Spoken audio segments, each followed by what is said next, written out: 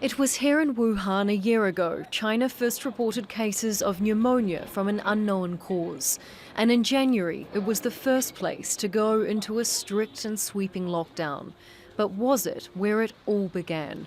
The World Health Organization is sending investigators to China to find out.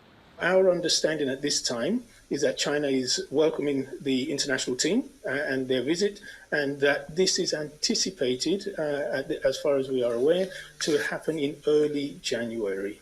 Most experts believe the virus originated in animals and spread through this wet market in Wuhan. But China has strongly opposed calls for an international inquiry into how the pandemic began, saying it felt unfairly targeted. Chinese state media have suggested COVID-19 existed abroad long before it was discovered in Wuhan.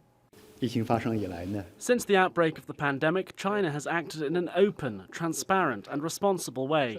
We started cooperating with the WHO on origin tracing very early on. The WHO experts have come to China twice, and Chinese experts also held many video conferences with the WHO personnel and international experts. The search for the source of COVID-19 has fueled political tensions. US President Donald Trump accused China of a cover-up. Australia called for an investigation into the virus's origins, which soured trade relations with China.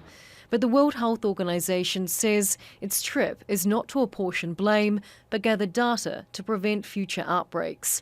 Wuhan residents are welcoming the scrutiny. We all know that it is a seafood market where it was first discovered. But it is highly possible that it came from elsewhere and then ended up at the market. Seafood doesn't come from Wuhan, you know.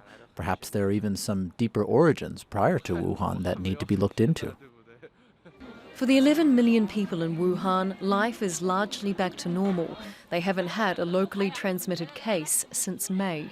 But for most of the rest of the world, life is anything but normal.